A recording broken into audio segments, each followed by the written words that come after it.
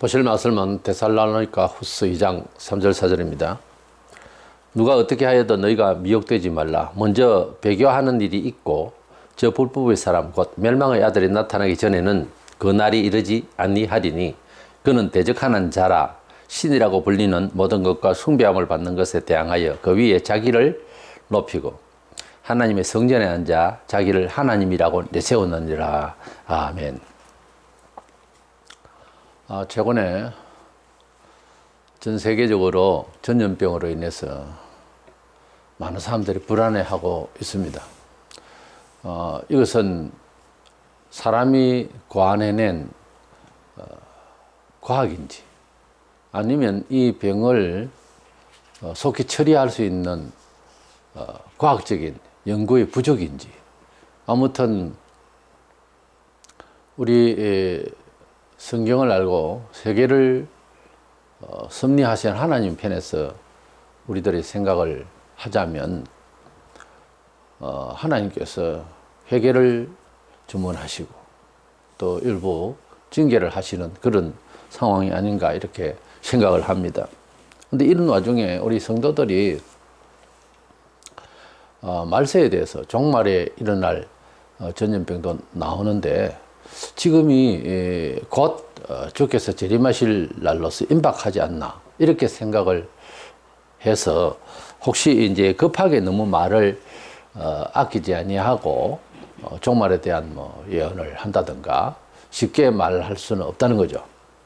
그래서 우리가 이런 때에 종말에 대한 이런 말씀을 제대로 알고 또 주님께서 예언하시고 사도를 통해서 진짜 마지막 때가 되면 어떻게 된다고 하는 말씀을 익히 알아서 우리 자신이 먼저 스스로 평안을 유지하고 또 사람들에게 그렇게 말할 수 있어야 됩니다.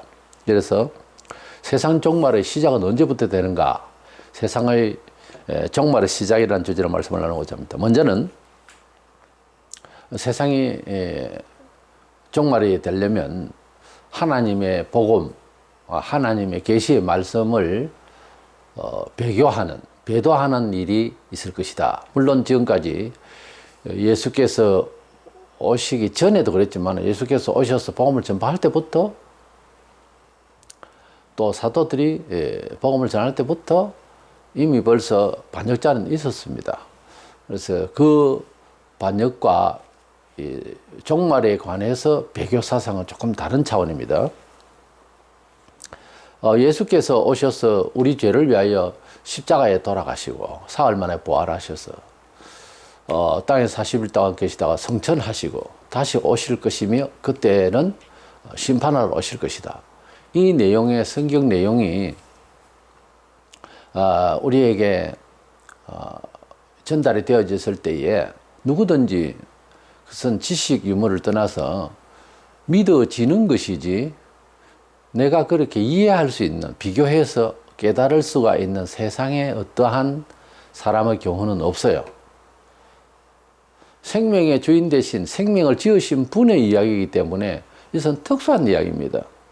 그리고 사실은 우리가 알지 못하고 살던 시대에 우리는 하나님에 대해서 몰랐고 하나님, 만물을 지으신 하나님, 우리를 지으신 하나님, 또 우리가 타락해서 죽어가고 있는 이 멸망당하고 있는 이 사람에 대해서 말씀하시는 그 하나님을 찾느라고 여러 종교를 만드는 거예요, 우리가. 근데 만들었다기보다 그것도 계시가 있어서 귀신이 사람들에게 그렇게 미혹을 한 거죠. 성경적으로 볼 때 그렇다는 겁니다. 근데 예수님께서 오셔서 우리 죄를 위하여 돌아가셨다. 왜 그랬을까? 우리 사람에게는 스스로 자의로 구원받을 수 있는 의의가 없다는 거예요. 우리 사람은 어느 시대에 태어나든 죄인으로 난다는 거예요. 우리 사람이 그냥 맡겨서는 도저히 안 된다는 거예요. 그래서 하나님께서 아들을 통하여 이 세상에 주셔서 희생제물로 삼으시고 이제 아들이 이렇게 희생했으니 너희들이 믿고 속죄함을 받아라. 물론 회개라고 하는 도덕적 영성이 살아나야죠. 전혀 회개도 없이 믿는다. 이건 아니에요. 그래서 회개가 되어집니다. 원래 예수님을 나의 구주로 믿으면. 왜냐하면 죄를 회개하고 믿으라 했기 때문에. 마가복음 1장 15절에. 그래서 우리가 회개하고 예수를 믿는 거예요, 원래. 예수를 믿으면 믿는다고 하는 것이 다른 종교와 같이 어느 교주를 믿는다, 어느 교를 믿는다, 이런 차원이 아니고 양심적으로 내가 죄인인 것을 종교적 도덕성이 생기는 거예요. 성령께서 결국은 역사하셔야 돼요. 맹송맹송한 우리의 합리적인 이성과 지성과 교양을 가지고는 지식 가지고는 안 됩니다. 처음에는 그런 생각을 가지고 있겠지만 성령께서 역사를 해 주셔야만 그 사람이 예수를 구주로 제대로 믿을 수 있다고 고린도전서 12장 3절에 그렇게 말씀하고 있죠. 그런데 이런 하나님의 은혜의 약속, 은혜의 언약이라고 그래요. 그 아들을 믿기만 하면 이제 구약 시대에 짐승의 피를 바치고 제물을 드려서 속죄를 받고 하는 이런 것은 필요가 없다는 거죠. 다른 종교에, 다른 나라에도 속죄 제물이라는 게 있었어요. 피의 제사 같은 것이 있고요. 뭐 신에게 사죄를 받겠다고. 그래서 그러나 이제 예수님께서 오셔서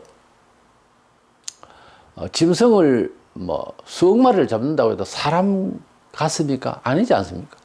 근데 예수님은 죄도 없으신데 성자로서 그분의 신분상으로는 성자지만은 영으로는 성자 하나님이세요.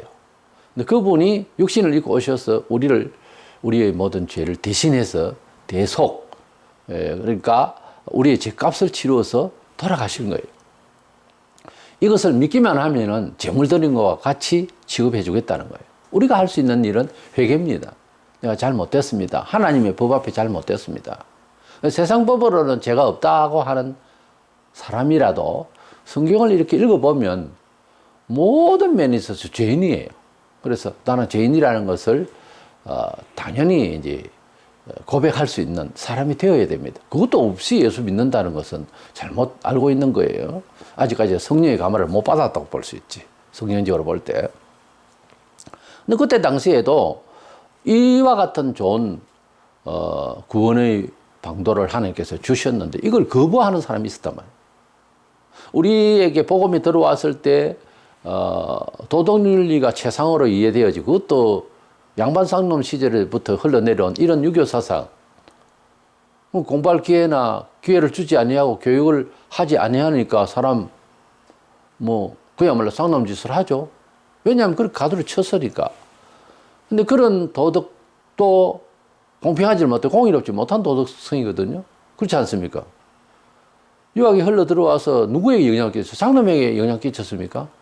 그러니까 이런 것도 공의롭지도 못한 데다가 이 유학 사상의 정신 또는 먼저 들어왔던 불교가 가지고 있는 염세주의 이런 것들이 우리 마음속에 바탕에 깔려 있는데 예수님의 복음이 하나님께서 아들을 이 세상에 주셨으니 그 희생제물을 믿고 죄를 회개하면은 너가 받을 지옥의 형벌을 이제 다 주님이 다 받으셨으니 믿으라.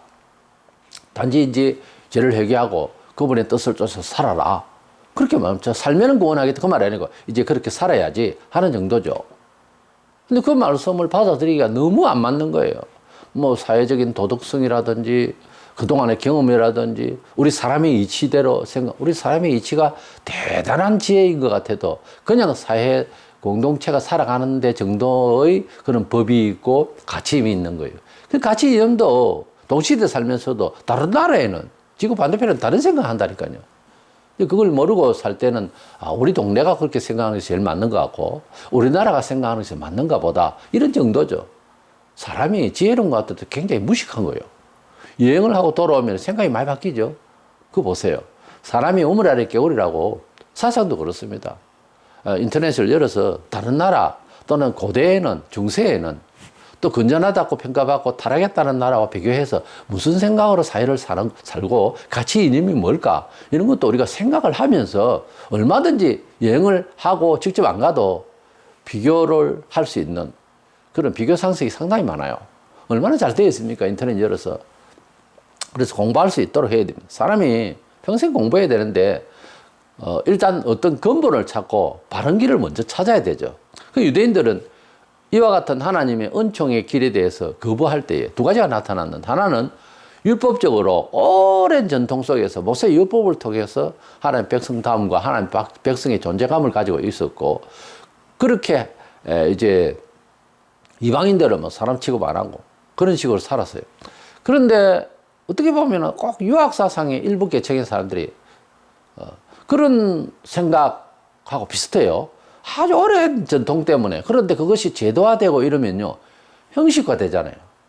가만히 생각해보면 상당히 형식적이고 의식적이거든요. 외식적이고. 예. 그래서 진심이 없고, 행동만 그렇게 그럴듯하게 보이는 그걸 품격이라고 그러지. 그러면 품격 때문에 예수를 못 받아들인 거예요. 그때 당시 유대인들의 품격은 폼을 잡고 그럴듯하게 이렇게 해야 되는 거예요. 우리 쪽에서 평가할 때는 조금 예의스럽게.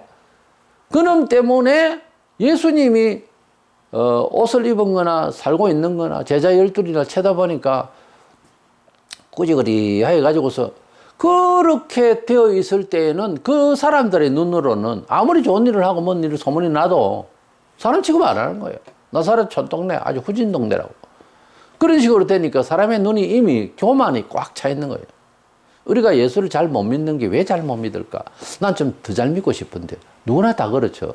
그런데 자기를 스스로 평가할 때 얼굴을 거울로 쳐다봐도 모르겠고 친구를 만나도 모르겠고 왜? 비슷비슷한 사람끼리 모이니까. 얼굴 쳐다보면 내가 나를 보는 거잖아요. 그럼 뭔가 내가 나를 보는 게 아니고 내가 잘 아는 사람이 나를 평가해 주는 뭐 좋게 평가하죠 거의. 그러니까 친구지. 그 사람 말고 좀 뭐 그렇다고 원수가 나에게 하는 말 그것이 아니라 나를 정확하게 깨달을 수 있는 내 정체를 정확하게 이해할 수 있는 게 뭘까 하는 거예요. 우리를 지으시고 이 시대에 내가 살아가고 있는 내 중심을 이해하시는 하나님께 나아가야 우리 모습이 제대로 보이는 거예요.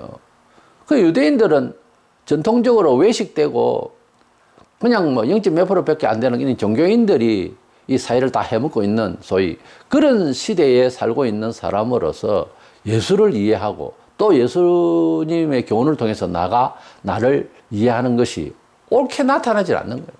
바른 이해가 안 되는 거죠. 이미 가지고 있는 나의 정체성, 교만, 내 자존심, 그리고 어떤 특권증에 대한 인식, 이런 것 때문에 아무것도 안 되는 거예요. 그래가지고 율법이 옳아서도 아닙니다. 자기들 살아가는 그런 기본적인 베이스거든요. 그러니까 그걸 막 얘기를 하면서 율법을 이야기하면서 그렇게 예수님께서 뭐라는 모세 이야기하고 자꾸 아브라함 이야기하는데 아브라함은 너식으로 안 살았다. 자꾸 아브라함 조상 자꾸 덜먹이는데 그랬었어요. 그러니까 이 사람들은 조상이나 덜먹이고 뭐 율법도 손가락도 갖다가 안 한다 했어요. 예수님께서 말씀하시기를. 뭐 또 율법 이야기나 시큰하고 그 율법의 강령이 뭡니까? 물었을 때 사랑이라고 말씀하셨어요. 하나님 사랑하고 이웃 사랑은. 이웃 사랑 안 했거든요. 이렇게 하면서 율법을 이야기하고 하면서 이런 식으로 살다 보니까 자기를 지키기 위한 거짓말이지. 다 가식이죠. 치부하는 거죠. 그렇게 하는 이 율법주의 때문에 예수교가 확산되기가 상당히 예루살렘 성에서 힘들었어요. 저런 거 자존심이나 이런 거 지킬 수 있는 이런 계층이 아닌 가난한 사람들이 주로 많이 믿었어요, 예수를. 그때 당시에. 3,000명에서 5,000명에서 이렇게 부흥이 됐어요. 초대 교회가 처음에. 그건 왜 그러냐면은 너무나도 자유스럽고 하나님 자녀라고 하는 신분 격상에다가 하나님 성령을 받으러 너무 기쁜 거예요. 너무 좋은 거예요. 영생의 천국을 이해하게 되고 로마 치하에 있던 압제당하고 있는 사람들. 일부 계층의 종교 지도자들은 그냥 친정부 합일돼가지고 자기들끼리 잘 먹고 잘 살았죠.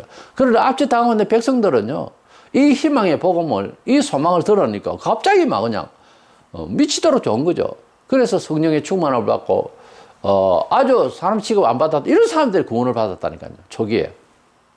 얼마나 감사한지. 그래, 이 율법주의가 사도행전에도 사도들이 처음에 교회를 창설하고 이제 시작을 할 때에도 역시 반박을 하고 문제가 되는 게 이 유대인의 전통적인 율법 사상 때문에 율법이 사람을 구원한다는 이 율법주의 사상이 자꾸만 이미 주어진 하나님께서 완성시킨 이 복음은 기쁜 소식이라 이 기쁜 좋은 방안을 주신 아들을 주신 놀라우신 그 크신 사랑의 언약을 믿기만 하면 될 일을 자꾸 율법을 또 믿지만은 율법을 지키기 위해서 할 일을 해야 된다, 어째야 된다. 자꾸 이러니까 상당히 힘들었어요. 그러다가 나중에 또 뭐가 나타나면 내가 계시를 받았네 어쩌니 이건 옛날에도 거짓 선지자들이 있었거든요. 거짓 선지자들이 수가 더 많았어요. 예레미야, 이사야 이때에 굉장히 바른 선지자는 괴로웠습니다. 말세가 되면 그 모양이 나오는 거예요. 이래서 또 신비주의가 나타나서 뭐 계시를 받았네 어쩌네 하면서 뭐 별소리를 좀 하고 어떤 능력도 행하고 그럴듯한 거예요.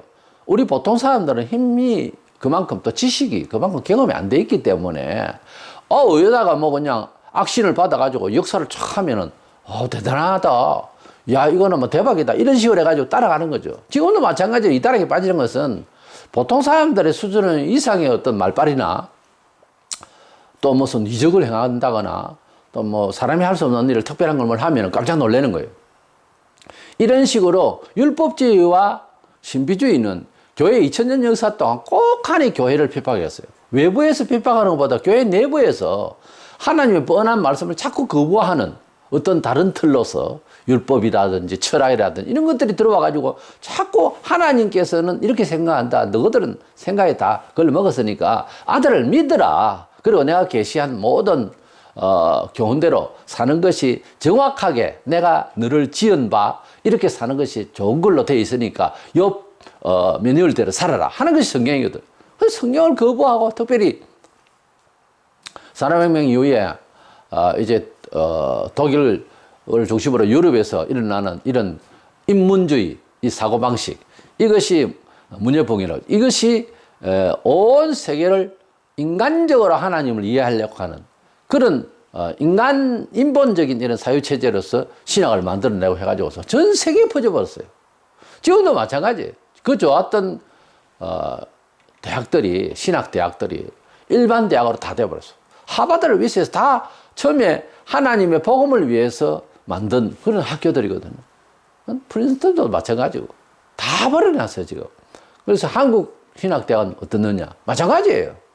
벌써 한 20, 30년 전부터 벌써 타락하기 시작해요. 지금은 어느 학교든지 제대로 된 복음의 정통성이 살아있지를 못해요. 겨우 붙들고 있는 소수의 무리가 있겠지만 전반적으로 행정체제가 지금 심지어는 지금 뭐 동성애까지 받아들이는 신학교가 생기고 그것을 뭐 가타부타 말 못하고 있는 신학교 내지는 그렇습니다. 이런 상황이기 때문에 이 말세라고 하는 말을 할 만은 하죠.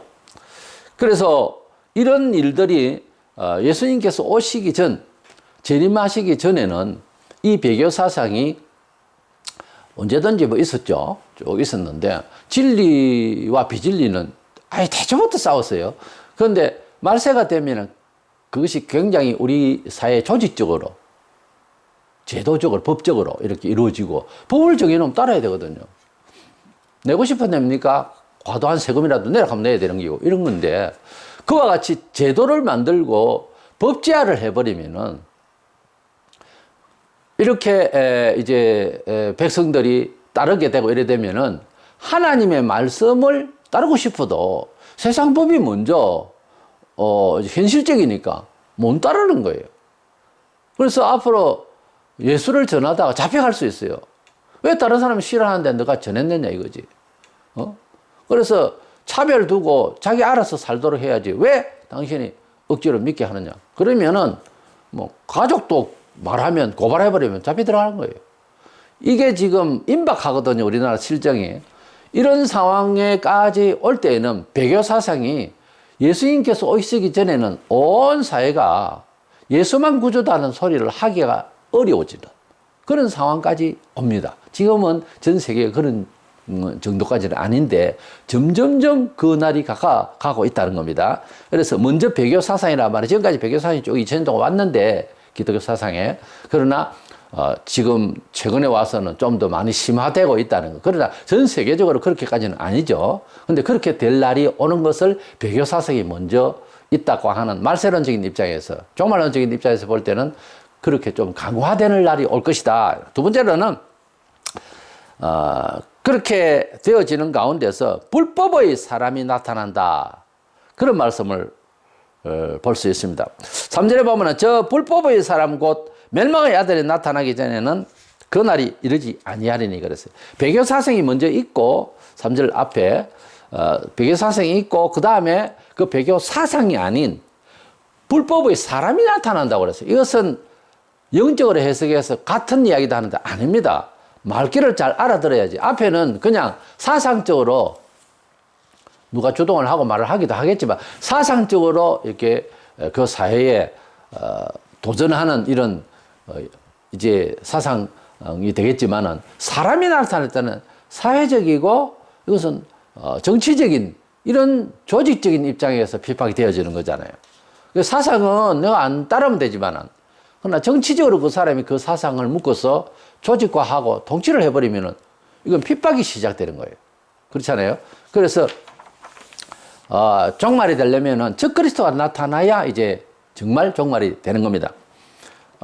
본문에서 배교 사상이라는 말도 나오고 먼저 배교 사상이 나오고 그 다음에 불법의 사람 적그리스도로 말하거든요. 사람이 나타난다. 그랬어요. 4절에서 하나님이 성전에 앉아서 자신을 하나님이라고 한다라고 하는 말을 교회 안에서 그런 사상이 하나님의 뜻이네 한다 하는 사상이다 이런 말인데 그건 또 그렇게까지 의인화해서 표현한 것은 아니에요.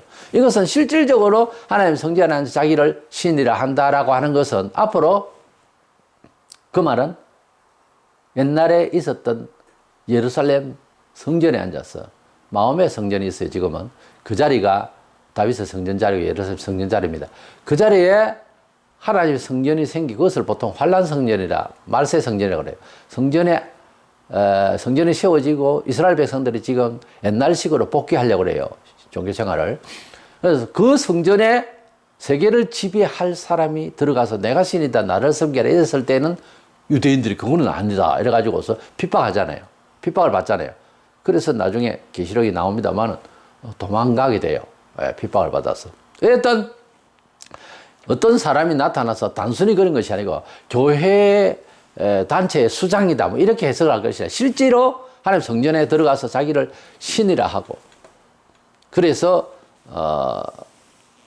이스라엘 백성들은 분노하다가 적그리스도로부터 핍박을 받게 되는 이런 내용들이 계시록 12장에 이제 나오게 되는데 8절에 보면 그때 불법한 자가 나타나리니 그때에라고 했잖아요.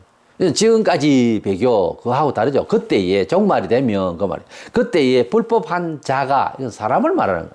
나타나리니 있어 온 것이 아닙니다. 나타나리니 그러니까 불법한 자가 그때에 나타난다. 적그리스도가 나타나면은 주 예수께서 그 입의 기운으로 그를 죽이시고 강림하여 나타나심으로 패하시리라. 그러니까 주님이 강림하시기 전에 이놈이 나타난다는 거죠. 그래서 배교 사상과 적그리스도가 나타나는 것은 문제가 다릅니다. 다른 얘기예요. 적그리스도가 나타나기 전에 배교 사상이라도 기독교 2000년에서도 계속 핍박을 받게 하는 이 사상 말고 세계 전체가 진리를 배교하는 그래서 이것이 특징이 뭔가 하면 교회 안에서 복음을 반대하는 사람이 나타나게 되어 있어요.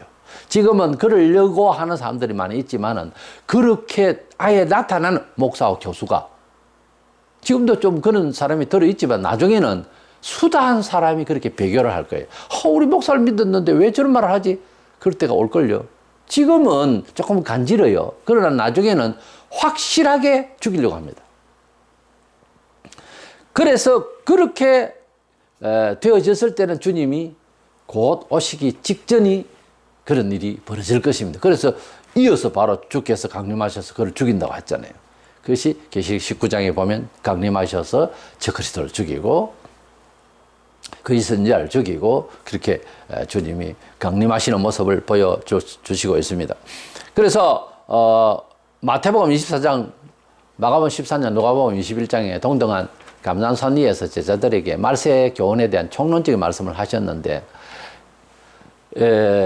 나라와 나라가 민족이 싸우니까 전쟁 중에 병이 생기고 그리고 죽음이 뒤따르고 전체가 막 흔들리고 난리를 치고 이럴 때에 적그리스도가 나타나서 이적을 행하고 이러면 우리도 6.25 동란 이후에 얼마나 많은 해방 직후에도까지 얼마나 많은 그리스도 선지자 이단들이 생겼는지 모릅니다.